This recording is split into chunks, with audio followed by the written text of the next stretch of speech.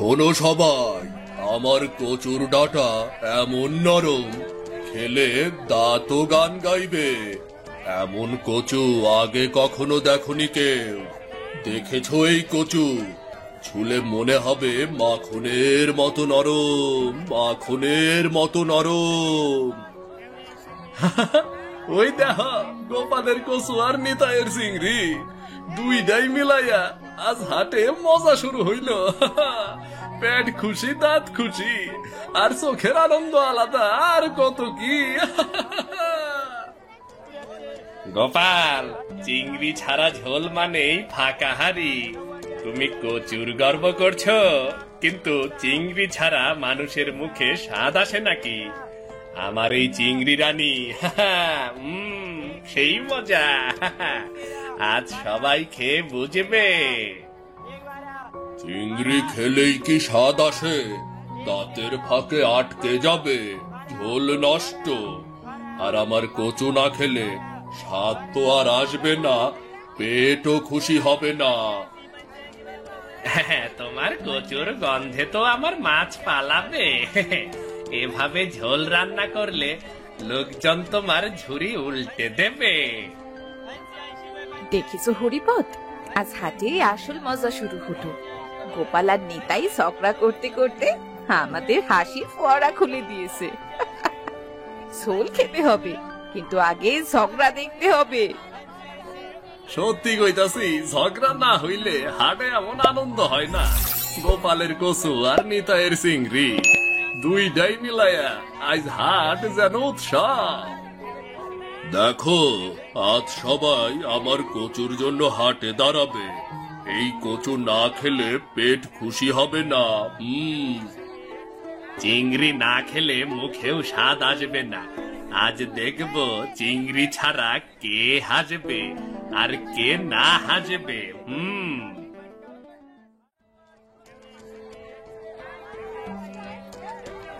শোনো নিতাই, চিংড়ি খেলে কি স্বাদ আসে নাকি? দাঁতের ফাঁকে আটকে যাবে, ঝোল নষ্ট। এই কচু না থাকলে মুখেও স্বাদ আসবে না, ঝোল ঘন হবে, পেটও খুশি হবে। এটাই হলো আসল স্বাদ। তোমার কচুর গন্ধে মাছ পালাবে, মানুষ খাবে কি? আমার চিংড়ি ছাড়া ঝোল মানেই ফাঁকা হাড়ি। আজ সবাই দেখবে চিংড়ি ছাড়া মুখে স্বাদ আসে না। চিংড়ি বেশি করলে কি হবে? আমার কচু না থাকলে ঝোল ফিকে হবে, স্বাদ কেমন হবে দেখবে। দাঁতের হাসি এবং পেটের খুশি সবই আমার কচুর ওপর নির্ভর করে। দেখো, স্বাদ আসবে না চিংড়ি ছাড়া, কেউ খুশিও হবে না। গোপালের কচু যতই নরম হোক, চিংড়ি না থাকলে ঝোলটা ফিকে, মুখে ঝাঁঝও থাকবে না। হায় রে, আজ হাটে আসল মজা শুরু হইল। গোপাল আর নিতাই ঝগড়া করতে করতে আমাগোর হাসির ফোয়ারা খুলাইয়া দিতাছে। ঝোলের স্বাদের যুদ্ধ নাকি? দুইজন একসঙ্গে ঝগড়া করে, আর আমরা শুধু হাসি উপভোগ করব। গোপালের কচু, নিতাই চিংড়ি, দুইজন মিলিয়ে মজা দ্বিগুণ। দেখো নিতাই, আজকে সবাই দেখবে চিংড়ি ছাড়া আমার কচুর ঝোলও ফিকে হতে পারে না। দাঁতের হাসি আজকে নিশ্চিত। চলো দেখি চিংড়ি ছাড়া কচুর ঝোল কেমন হয়। স্বাদও আসবে না, পেটও খুশি হবে না, মুখও খুশি হবে না।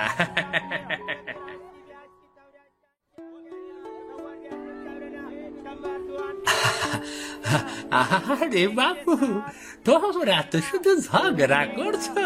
শোনো, আমি কিনে নেই তোমাদের কচু আর চিংড়ি, কেমন? আমার হোটেলে নিয়ে গিয়ে রান্না করা হবে, তখন দেখা যাবে স্বাদ কার বেশি, কেমন?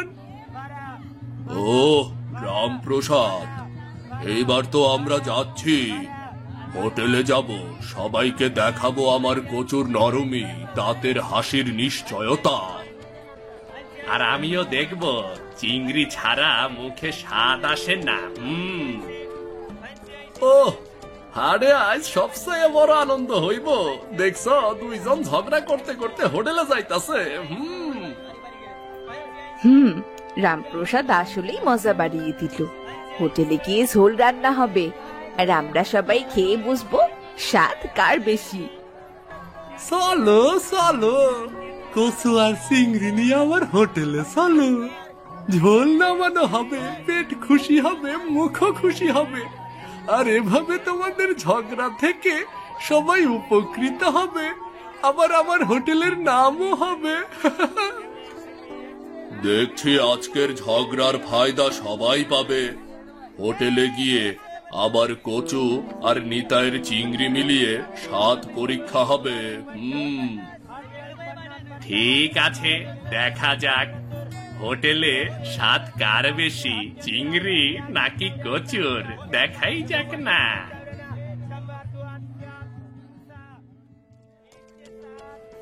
ওই যে দেখছো কি, গোপাল আর নিতাইয়ের ঝগড়া।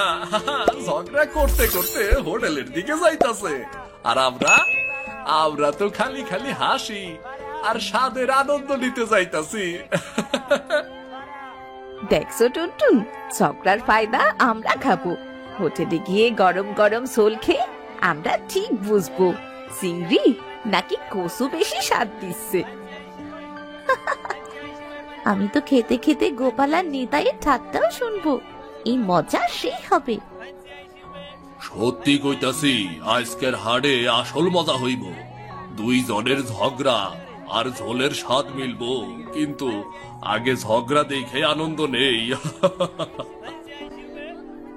দেখেছো, রামপ্রসাদ আসলেই ঝগড়ার মজা আরো বাড়িয়ে দিল। আমরা সবাই খুশি, আর হোটেলের রান্না নিশ্চয়ই মজা হবে। আমি কইছি ঝগড়ার কারণে হাট এত আনন্দময় হইছে। গোপাল আর নিতাই যতই লড়ুক, আমাগর তো খালি হাসি, স্বাদ আর আনন্দই লাগে। হোটেলে গিয়ে ঝোল খাওয়ার আনন্দ এখন সত্যি শুরু হবে, আর রামপ্রসাদ ঠিক রান্না করবে, আর তাহলে আমাদের পেট ও মুখ দুটোই খুশি হবে। আজকের হাট, আজকের ঝগড়া সবই আমাগর আনন্দ দিছে। ঝোল খাওয়ার মুহূর্ত এসে গেছে। চলো চলো হোটেলে যাই, গরম গরম ঝোল খাই। চলো চলো।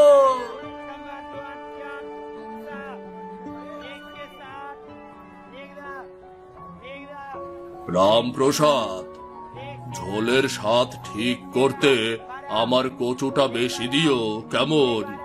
দেখবে দাঁত খুশিতে নাচবে। এই কচু না থাকলে স্বাদ ফিকে হয়ে যায়, ঝোলও পাতলা হবে। আরে আমি বলছি চিংড়ি কম দিলে স্বাদ আসবে না। চিংড়ি না থাকলে মুখে স্বাদ নেই, ঝোল ফিকে হয়ে যাবে। গোপাল, এবার দেখবো কার ঝোল চরম স্বাদে জমে। আরে চুপ, তোমরা দুইজনেই চাইলে স্বাদ বাড়বো না। আমি মশলা দিয়ে ঝোল বানাবো, কচু চিংড়ি মিলিয়ে গ্রামবাসী খাবে, তখন দেখা যাবে আসল স্বাদ কার। ও, হোটেলে আইসা মজা শুরু হইল। গোপাল আর নিতাই একে অপরকে খোঁজা দিতাছে, আর আমরা খাইয়া দেখবো ঝোলের আসল স্বাদ। দেখেছো, কচু আর চিংড়ি মিলিয়ে স্বাদ তৈরি হবে, আর গোপাল নিতাই একে অপরকে খোসা দিতে দিতে আমাদের বিনোদন দিচ্ছে। দেখো রামপ্রসাদ, আজ কেউ বলবে না কচু না থাকলে স্বাদ ফিকে। দাঁতের হাসি ও পেটের খুশি সবই নিশ্চিত। আরে আমার চিংড়ি না দিলে ঝোল খারাপ হবে।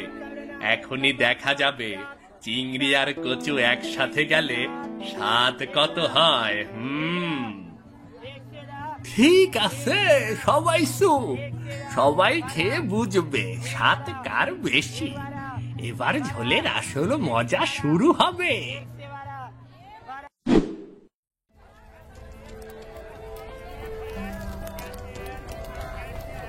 ওহো, আরে বাবা, মরিচ একটু বেশি হয়ে গেল।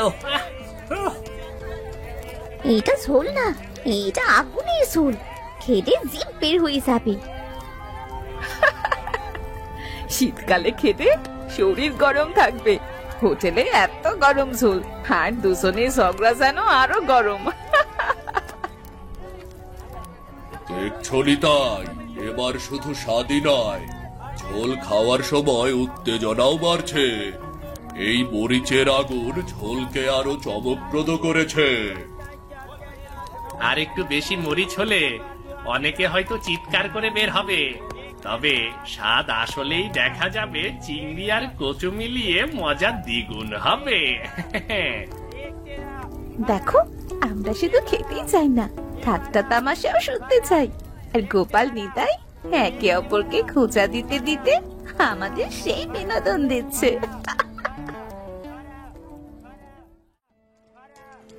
শেষ হলো ঝোল, এবার সবাই খেয়ে দেখবে আসলে স্বাদ কচুর না চিংড়ির। দেখো নিতাই, ঝোল ঘন হয়েছে আমার কচুর জন্য। দাঁত খুশিতে নাচছে, পেট খুশিতে লাফাচ্ছে। তুমি তো স্বাদ বুঝতে পারবে না, কারণ চিংড়ি শুধু ঝোলকে টিকিয়ে রাখে। স্বাদ আসলে কচুর কচুর। ভুলে যেও না গোপাল, স্বাদ আসছে আমার চিংড়ির জন্য। কচু থাকলে ঘন হবে, কিন্তু স্বাদ হবে না। আজ দেখবো চিংড়ি না থাকলে কেউ খুশি হতো না। দেখেছো, আমরা শুধু খেতেই চাই না, খোসা খোসাও শুনবো। গোপাল ও নিতাই একে অপরকে খোসা দিতে দিতে আমাদের সেই বিনোদন দিচ্ছে। ঝোল গরম, কচু গরম, চিংড়িও সঠিক। এবার খেয়ে দেখবো স্বাদ কার বেশি। দেখো নিতাই, আজকে হোটেলের স্বাদ আমাদের মজা বাড়িয়ে দিয়েছে। ঝোল খাওয়ার মুহূর্তই আসল প্রতিযোগিতা। সঠিক, এখনই দেখা যাবে কচু না চিংড়ি, কার ঝোল সত্যি চমকপ্রদ। এখনই দেখা যাবে।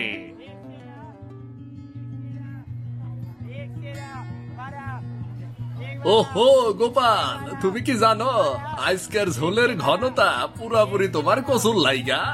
যদি কচু না থাকতো, এই ঘন ও নরম ঝোলটা স্যুপ হয়ে যাইতো। শুধু মুখই না, পেটও খুশি হইতো না। দাঁত খুশিতে নাচতাছিল, আর আমরা সবাই দেখতে পাইতাছি। সত্যি কইতাছি, তুমি ঠিকই কইছ। তোমার কচু না হইলে আজকের ঝোল মোটেও মজা করা সম্ভব হইতো না। আরে আমি কইতাছি, নিতাইয়ের চিংড়ি না থাকলে এই ঝোলের স্বাদই আইতো না। কচু শুধু ঘন করছে, কিন্তু ঝোলের মূল স্বাদ আইছে চিংড়ি থেকে। দেখেছো দেখেছো, আমরা শুধু খেতে চাই না, আমরা পুরো মজা নিতে চাই। গোপাল আর নিতাই একে অপরকে খোসা দিতে দিতে আমাদের হাস্যরস তৈরি করেছে। খেতে খেতে খোসা খুশো আর আনন্দের স্বাদ মিলিয়ে একেবারে আনন্দের দোহারা। সত্যি বলছি, গোপাল ও নিতাই যতই লড়ুক, আমরা তো শুধু খেয়ে আর হেসে আনন্দ উপভোগ করব। হোটেলের এই ঝোল, কচু আর চিংড়ি মিলিয়ে একেবারে চমকপ্রদ। আরে খোঁচা খোঁচা আমাদের বিনোদনের সেরা অংশ। দেখেছো, কচু আর চিংড়ি একসাথে মিলে চমকপ্রদ স্বাদ। হোটেলের রান্না সত্যি আমাদের হাসি ও আনন্দের সঙ্গে মিলিয়ে দিয়েছে। আজকের হাট, আজকের ঝগড়া সবই আমাগোর আনন্দ দিছে। গোপাল নিতাইয়ের খোসা আমাগোর বিনোদন তৈরি করছে, আর স্বাদ মিলাইয়া সত্যি আনন্দ দ্বিগুণ হইছে। সত্যি ঝোল খাইয়া বোঝা গেল, কচু না থাকলে ঘনতা হইতো না, চিংড়ি না থাকলে স্বাদ আইতো না। দুইটা এক লগে থাকলেই তো স্বাদ দ্বিগুণ। নিতাই, আজকে সত্যিই বুঝতে পারলাম, আমাদের ঝগড়া যতই হোক, চিংড়ি আর কচু একসাথে হলে স্বাদ একেবারে চমকপ্রদ হয়। কচু ছাড়া চিংড়ি ফিকে হয়ে যেত, আর সেই ফিকে স্বাদে কেউ খুশি হতো না। তাই তুমি ঠিক বলেছ, তোমার চিংড়ি ছাড়া কিছুই সম্পূর্ণ নয়। হ্যাঁ গোপালদা, আমি ভাবছিলাম শুধু চিংড়ি দিয়েই ঝোল চমৎকার হবে, কিন্তু তোমার কচু ছাড়া স্বাদ আসতো না। তাই আজ থেকে মেনে নিলাম, কচু ছাড়া চিংড়ি ফিকে, আবার চিংড়ি ছাড়া কচু শুকনো। এই দুইটা জিনিসের মিশ্রণ ছাড়া কোনো ঝোলই সম্পূর্ণ নয়। দারুণ! তাই তো বলেছি, আজকের ঝগড়ার ফায়দা শুধু আমার হোটেলের নয়, সবাই খুশি।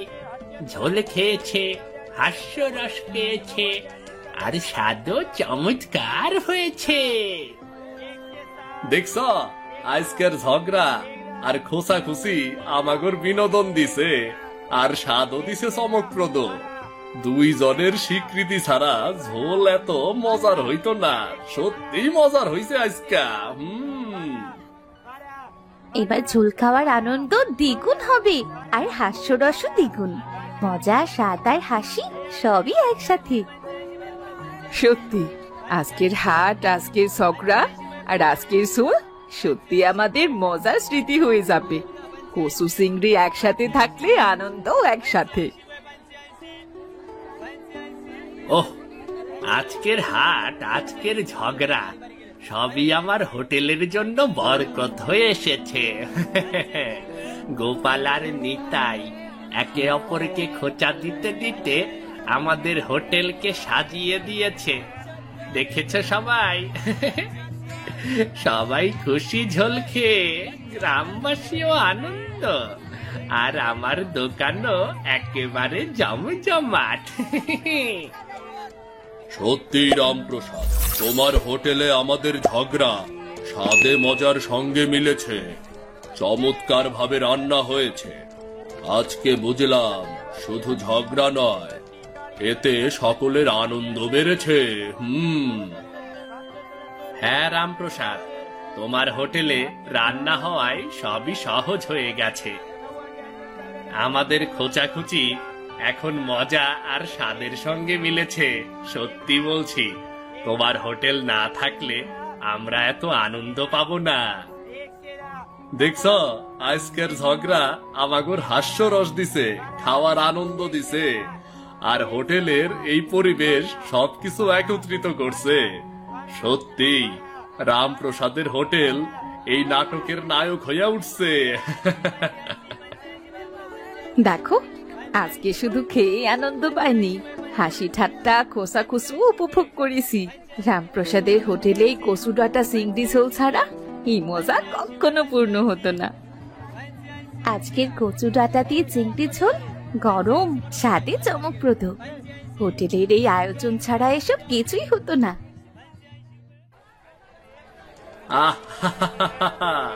আজকের হাট, আজকের ঝগড়া সবই আমাগর বিনোদন দিছে। খাইতে খাইতে আমরা হাসছি, খোঁচাখুচি শুনছি, আর কচুর ডাটা দিয়া চিংড়ির ঝোলের স্বাদও একেবারে চমকপ্রদ হইছে। সত্যি আজকের দিনটা আমাগর লাইগা আনন্দের। খেতে খেতে হেসে হেসে আমাদের পেটও খুশি আর মুখও খুশি। কচু আর চিংড়ি মিলেছে, স্বাদ চমকপ্রদ। আরে হাসি, হাসি এতদিনে দেখা হয়নি। দেখছ, কচু ছাড়া চিংড়ি ফিকা, চিংড়ি ছাড়া কচু শুকনা, এই দুইয়ের মিলেই আজকের ঝোল মজা আর স্বাদে একেবারে পূর্ণতা পাইছে। সত্যি হাসি ঠাট্টা আর খাওয়ার আনন্দ এক লগে মিল্লা গেছে। রামপ্রসাদ, তোমার হোটেল ছাড়া আজকের মজা কখনো পেতাম না। হোটেল ঝোল, খোসাখুসো সবই একসাথে আমাদের আনন্দ তৈরি করেছে। তুই ঠিক বলেছিস নিতাই। আজকে আমরা বুঝেছি, একসাথে মিশ্রণ ছাড়া কিছুই পুরো নয়। কচু আর চিংড়ি মিলেছে, আর আমরা খেয়ে হেসেছি। এটাই তো আসল জয়। হ্যাঁ গোপাল, আজকের কচু ডাঁটা দিয়ে চিংড়ির ঝোলের জন্য ঝগড়া, হোটেল সব মিলিয়ে একেবারে আনন্দের দিন। আমরা সবাই হাসি ঠাট্টা ও কচু ডাঁটা দিয়ে চিংড়ির ঝোল খাওয়ার আনন্দ নিয়ে রইলাম। দেখেছ, আমার হোটেল আজ সবাইকে খুশি করেছে। কচু ডাঁটা দিয়ে চিংড়ির ঝোল খেয়েছ, হাসি পেয়েছ, আর মজা পুরোপুরি হয়েছে। সত্যি হাসি ঠাট্টা আর খাবারের আনন্দ মিলিয়ে এক অবিস্মরণীয় দিন আজকে ছিল।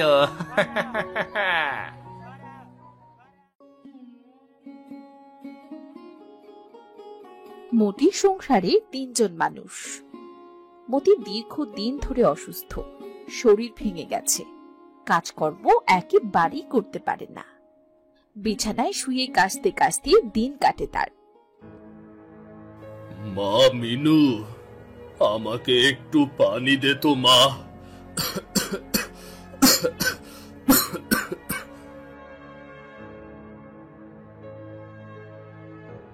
এই নাও বাবা তোমার পানি।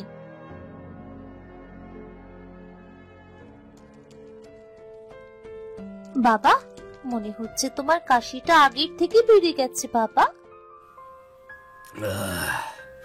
হ্যাঁ রে মা, আমার ওষুধগুলো শেষ হয়ে গেছে, তার জন্য আজ কটা দিন ধরে শরীরটা মোটেও ভালো যাচ্ছে না রে মা, মোটেও ভালো যাচ্ছে না।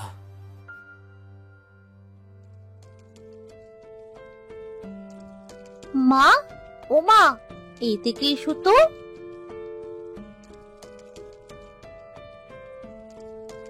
কি ব্যাপার, তোরা বাপ মেয়ে কি আমাকে একদণ্ড স্থির হয়ে বসতে দিবি না? কি হয়েছেটা কি? এমন করে চেল্লাচ্ছিস কেন? মা, বাবা বলছে বাবার ওষুধ আজ কদিন আগে শেষ হয়ে গেছে, তা বাবার ওষুধ এনে দাওনি কেন মা? ওষুধ কোথা থেকে আনবো বলতো?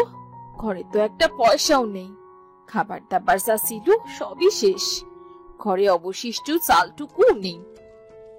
মা, তাহলে এবার তুমি কি করবে? এবার টাকা কোথায় পাবে তুমি? এবার কি আমাদের সবাইকে না খেয়ে মরতে হবে? না রে মা, মরার কথা বলিস না, সবকিছু আমার জন্য হচ্ছে। আজ আমি যদি কাজ করতে পারতাম তাহলে আজ তোদের এত চিন্তা করতে হতো না। গিন্নি, আমাকে ক্ষমা করে দাও গিন্নি, আমি তোমাদের জন্য কিছুই করতে পারছি না গিন্নি, ক্ষমা করে দাও। হোগো, ওসব বলো না, দেখি মানুষের বাড়ি কাজ করে কিছু খাবার জোগাড় করতে পারি কিনা। হ্যাঁ, তাই দেখো গিন্নি, আমার ওষুধের দরকার নেই, আমার মেয়েটার জন্য কিছু খাবার জোগাড় করলেই হবে।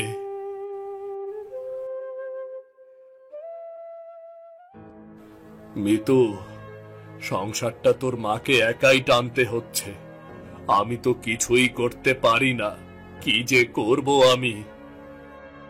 বাবা, তোমাকে অত চিন্তা করতে হবে না, দেখো মা একটা ব্যবস্থা ঠিক করবে, আমাদের দিন ঠিক হয়ে যাবে বাবা।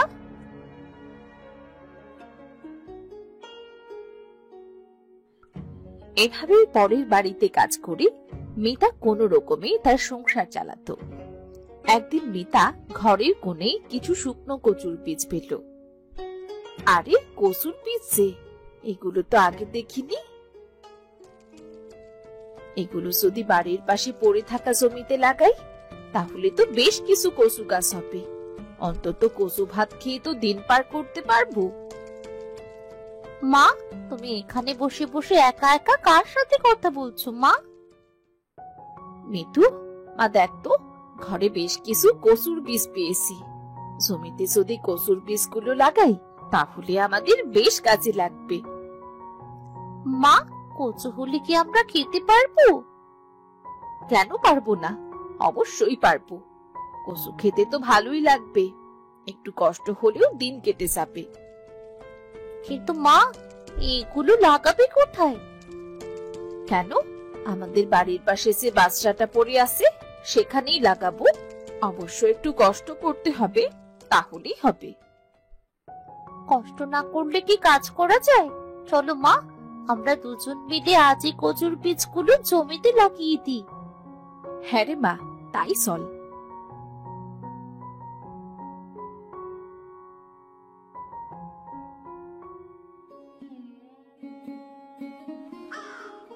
এরপর দুজনে মিলে তারা জমিটা প্রস্তুত করলো, কচুর বীজগুলো জমিতে লাগালো।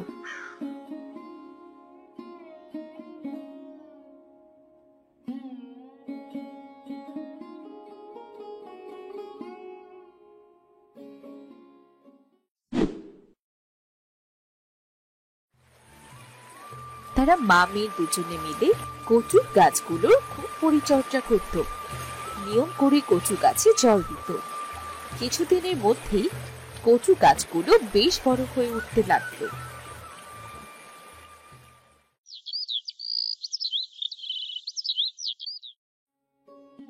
আরে বাহ, কচু গাছগুলো তো বেশ বড় হয়ে গেছে, আর কিছুদিন পর থেকেই খেতে পারবো, মাঝে মধ্যে বাজারেও বিক্রি করতে পারবো। খিরে মিতা, এখানে দাঁড়িয়ে দাঁড়িয়ে ভাবছিস কি?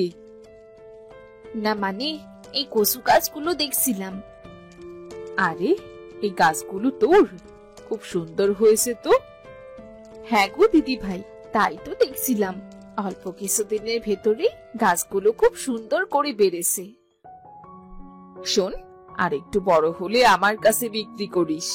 ইলিশ মাছের মাথা দিয়ে কচু ঘন্ট খেতে আমার ভীষণ মজা লাগে। আচ্ছা ঠিক আছে দিদি, বিক্রি তো করাই লাগবে, এত কচু তো আর একা খেতে পারবো না। আচ্ছা ঠিক আছে, থাক মিতা, আমি তাহলে গেলাম।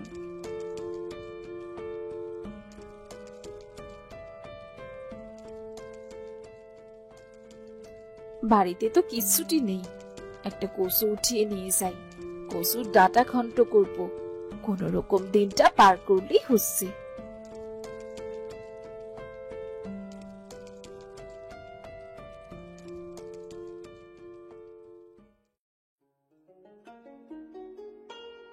এরপর থেকে মিতা প্রায়ই কচু রান্না করত। কচু খেতে খেতে মিতু বিরক্ত হয়ে গেল। এমনই একদিন,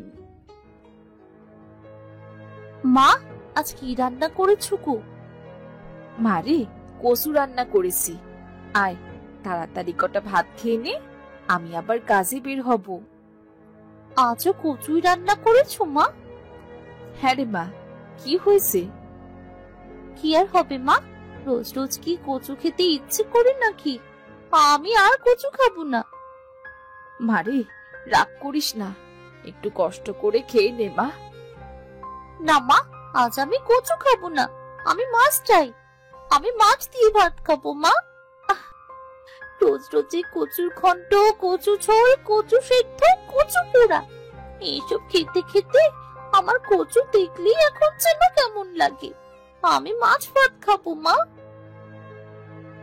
কাঁদিস না তো, আমি কি করব বল?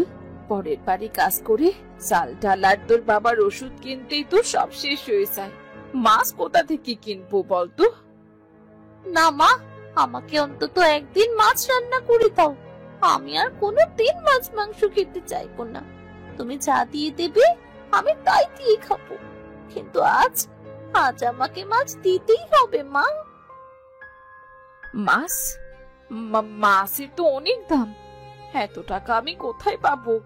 তোর বাবা সুস্থ হলে তোকে মাছ মাংস এনে খাওয়াবে, একটু ধৈর্য ধর মা। না মা, আমার মাছ চাই চাই, আজ আমি যদি মাছ না পাই তবে আজ আমি ভাতই খাবো না।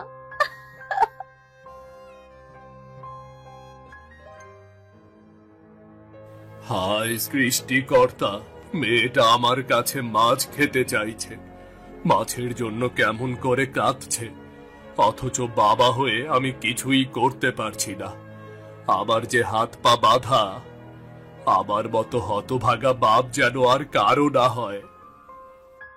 হায় সৃষ্টিকর্তা, আমাদের কেন এত গরিব করে বানালে? একটা মাত্র মেয়ে আমাদের, তার মনের একটা আশাও পূরণ করতে পারি না।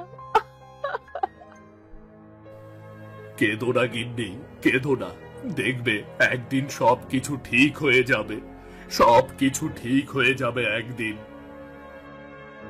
আমাদের মতো গরিবদের কপালে কখনো ভালো কিছু হয় না গো, কখনো ভালো কিছু হয় না। এভাবেই কিছুদিন কেটে গেল। হঠাৎ খুব বৃষ্টি হতো, বৃষ্টিতে নদীর জল বেড়ে গ্রামের মধ্যে ঢুকে পড়ল। গ্রামের সব জায়গায় হাঁটু জল, কোথাও কোথাও পায়ের গোড়ালি পর্যন্ত জল।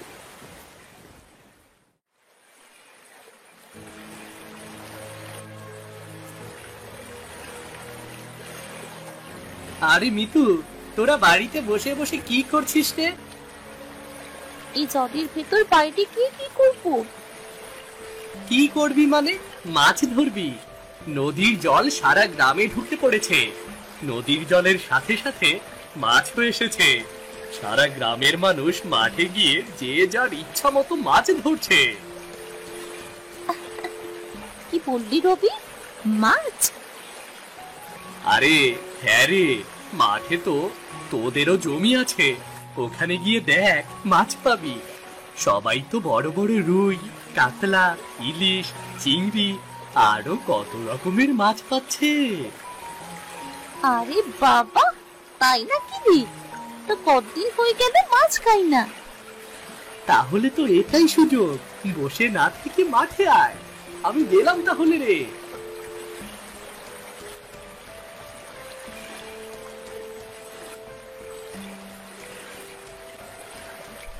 মা, ও মা, তাড়াতাড়ি বাইরে এসো।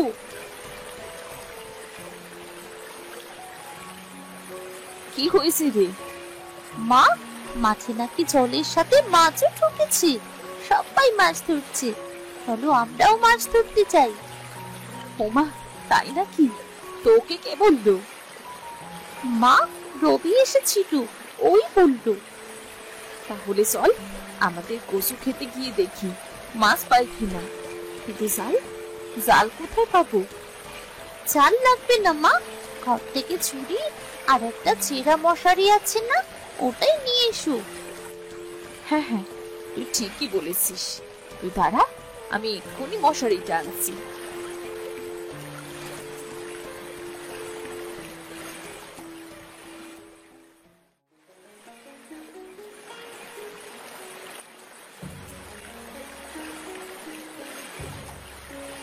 আরে মিতা, সবার মাছ ধরা হয়ে গেল, তোরা এত দেরি করে এলি কেন? দেখ, সারা মাঠে যে যার জমিতে মাছ ধরছে। মনে হচ্ছে মাঠে মাছ ধরার উৎসব শুরু হয়েছে। আমাদের মতো গরিব মানুষের কাছে এটা উৎসবের থেকে কম কিছু না। তা মন্দ কথা বলিসনি। আচ্ছা, গেলাম আমি। তোরা মাছ ধর, দেখ পাস কিনা।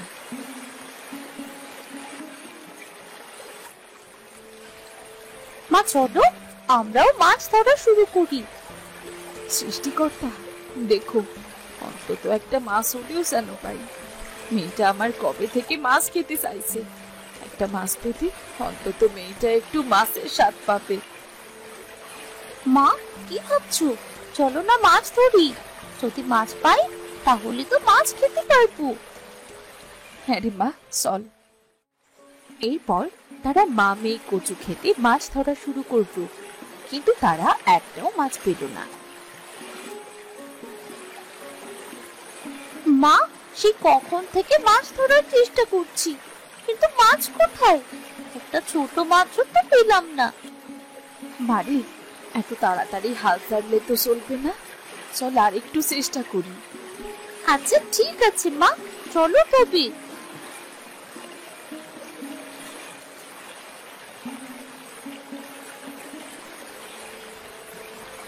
মা দেখো দেখো, কচু গাছটার গোড়ায় কিছু একটা নড়ছে। কোথায় রে মা? ও তো মা, ওই গাছের নিচে। দাঁড়া, কথা বলিস না, আমি আস্তে আস্তে গিয়ে দেখছি।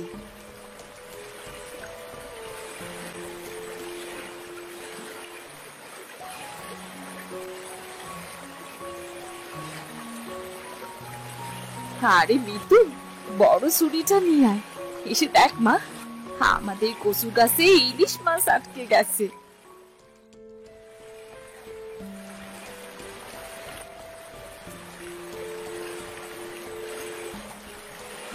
মা, ও মা, এটা তো একটা বিশাল বড় ইলিশ মাছ গো। মা, এত বড় ইলিশ তো আমি জীবনেও দেখিনি। আমিও তো কখনো চোখে দেখিনি, আর তুই কি করে দেখবি? সৃষ্টিকর্তা, তোমাকে অসংখ্য ধন্যবাদ। আজ আমার মেয়ে মাছ খেতে পারবে, তাও আবার ইলিশ মাছ। কি মজা হবে গো মা, আজ কতদিন পর আমরা ইলিশ মাছ খাবো। বাবা মাছটা দেখলে খুব খুশি হবে। মিতু, তুই এসে ধর তো, দুজনে ধরে মাছটা ছুরিতে ওঠাতে হবে, একা একা ওঠানো যাবে না, যদি মাছটা ফসকে যায়। এরপর তারা দুজনে মিলে সেই মাছটা ধরতে গেল। হঠাৎ মাছটা মুখ খুলে কথা বলতে শুরু করলো। আমাকে ধরো না, আমাকে আমাকে দয়া করে ছেড়ে দাও, মেরো না, দয়া করো। ও মা, মা শুনছো? ইলিশ মাছটা আমাদের মতো করে কথা বলতে পারে। আমাকে মেরো না, আমার পেটে ঠিক আছে, দয়া করে নদীতে ছেড়ে দাও। আমাকে যদি নদীতে না ছাড়ো, আমার সব বাচ্চারা মারা যাবে। আরে এ কি অবাক কাণ্ড! মাছ আবার কথা বলছে! বাবারে বাবা, মাছ আবার কথা বলে নাকি? এইটা কি করে সম্ভব? মাছ, তুমি কি করে কথা বলতে পারো? আমি হলাম ইলিশের রানী। আমি নদীতে ডিম ছাড়ার জন্য এসেছিলাম, কিন্তু জলের স্রোতে ভেসে এখানে এসেছি, আর এই কচু গাছটার সাথে আটকে গেছি। সে না হয় বুঝলাম, কিন্তু তুমি তুমি কথা বলছো কি করে? কারণ আমার কাছে জাদু শক্তি আছে। ওমা, জাদু? তাহলে তুমি জাদু দিয়ে নিজেই নদীতে চলে যাও, আমাদের কাছে কেন চাইছো সাহায্য? আমি এখানে অনেক সময় ধরে আটকে আছি, আর আটকে থাকার কারণে আমার কোনো শক্তি কাজ করছে না। তোমরা দয়া করে আমাকে নদীতে রেখে এসো। আমার যে খুব কষ্ট হচ্ছে। মা, মাছটা খুব কষ্ট পাচ্ছে, দেখো মাছটা কেমন করে কাটছে। আমরা যদি মাছটা খাই, তাহলে ওর বাচ্চারা জন্ম নেবে না। আমি মাছ খাবো না মা, চলো মা, ওকে নদীতে ছেড়ে দিয়ে আসি, না হলে যে ও মারা যাবে। মা, ছেড়ে দিবি মানে? তুই প্রতিদিন মাছ খাওয়ার জন্য কাঁদিস, আজ তুই মাছটা হাতে পেয়েও ছেড়ে দিতে চাইছিস? তোর তো মাছ খেতে খুব ইচ্ছে করছিল রে মা। না মা, আমি আর মাছ খাবো না। প্রতিদিন তো মাছ না খেয়েই আছি, আজও না হয় না খেয়ে থাকবো। মাছের পেটের বাচ্চাগুলো তো আমার মতোই ছোট হবে, আর তাদেরও বাঁচতে হবে। আমি এতগুলো জীবন নষ্ট করতে চাই না মা। তুই আমার এত ছোট্ট মেয়ে, তবুও তোর এত মায়া। আচ্ছা ঠিক আছে রে মা, চল তাহলে মাছটার জীবন বাঁচাই। আর তুই ঠিকই বলেছিস মিতু, একদিন মাছ খেলেও কি আর না খেলেও কি, গরিব মানুষের আর খাওয়া না খাওয়া, তার চেয়ে বরং মাছটি সহ মাছটির বাচ্চাগুলোর জীবন বাঁচুক। তোমাদের অনেক ধন্যবাদ, তোমাদের মনে অনেক মায়া, তোমরা খুব ভালো মানুষ।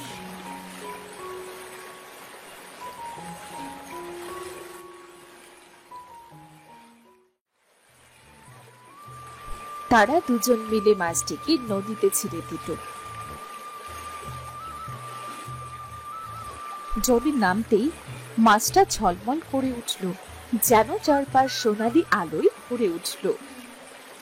ছোট্ট মেয়ে মিতু, তুমি নিজের ইচ্ছে ত্যাগ করে আমার প্রাণ বাঁচিয়েছ।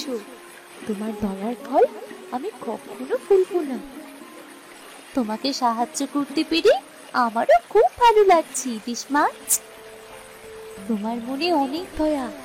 তোমার এই প্রতিদান হিসেবে আমি তোমাদের কচু খেতে আমার ডিম রেখে গেছি। এই ডিম কোনো দিন শেষ হবে না। ডিম থেকে বাচ্চা হবে, আবার ডিম হবে, আর এভাবেই চলতে থাকবে। তোমাদের সংসারে আর কখনো মাছের অভাব থাকবে না। তোমাকে অনেক ধন্যবাদ মাছ, তুমি আমাদের বড্ড উপকার করলে।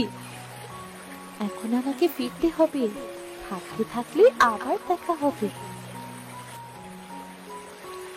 মিতুরে, ইলিশ মাছ যেটা বলে গেল, যদি সেটা সত্যি হয়, তাহলে আমাদের সব কষ্ট দূর হয়ে যাবে রে মা। হ্যাঁ গো মা, আমাদের আর কখনো না খেয়ে থাকতে হবে না। চল রে মা, সন্ধে হয়ে গেছে, কাল কচু খেতে গিয়ে দেখবো কি হয় না হয়। এখন বাড়ি যাই, চল। ঠিক আছে মা, তাই ছোট।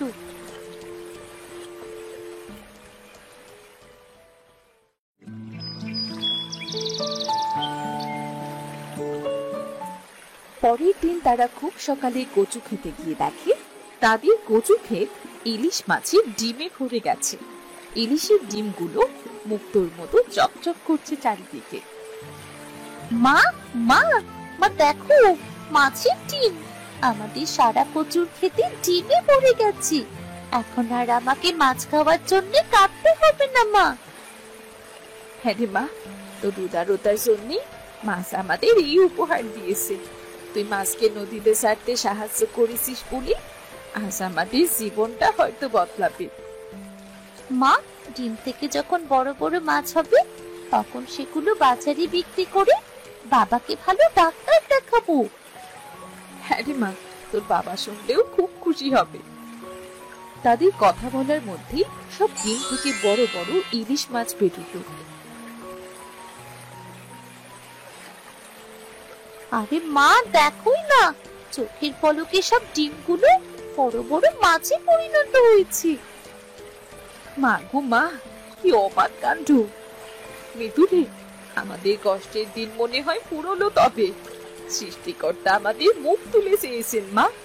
আমাদের সাহায্য করবার জন্য উনি ইলিশ মাছকে পাঠিয়েছেন। মা চলো, আজ ইলিশ মাছের ডিম দিয়ে কচু শাক রান্না করবি। মাছগুলো এখানেই থাক, আমাদের প্রয়োজন মতো হাতে বিক্রি করব। এরপর আশপাশে গরিব দুঃখী মানুষদেরও সাহায্য করব।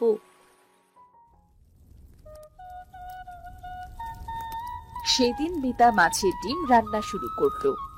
মিতার রান্নাঘর থেকে ইলিশ মাছের ডিমের গন্ধে চারিদিক মম করতে লাগলো। শুধু মিতার বাড়ি নয়, আজ মিতুর জন্যে যারা কখনো ইলিশ চোখেও দেখেনি তাদের বাড়িতেও আজ ইলিশের গন্ধ।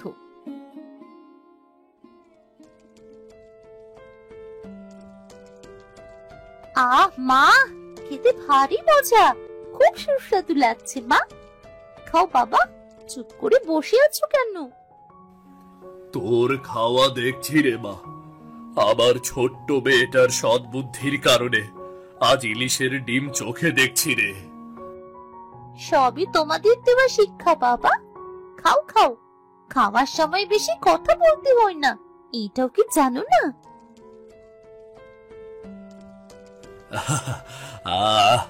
জানটা জুড়িয়ে গেল, খুব স্বাদ। আমার মেয়েটা আমাদের সংসারের ভাগ্য উল্টে দিল। হ্যাঁ গো, আমাদের আর কোনো কষ্ট থাকবে না গো। তোমার ওষুধও ঠিক মতো কিনতে পারবো। দেখো, এবার তুমি খুব তাড়াতাড়ি সুস্থ হয়ে যাবে। হ্যাঁ বাবা, তাই হবে। আমরা সুখে শান্তিতে থাকবো। তুমি তাড়াতাড়ি সুস্থ হও বাবা। হব রে মা, হব। এবার যে আমার কষ্টের দিন শেষ রে। সুস্থ যে আমাকে হতেই হবে রে, হতেই হবে। যার ঘরে এমন এক ফোঁটা আলো আছে সে কি আর অসুস্থ থাকতে পারে?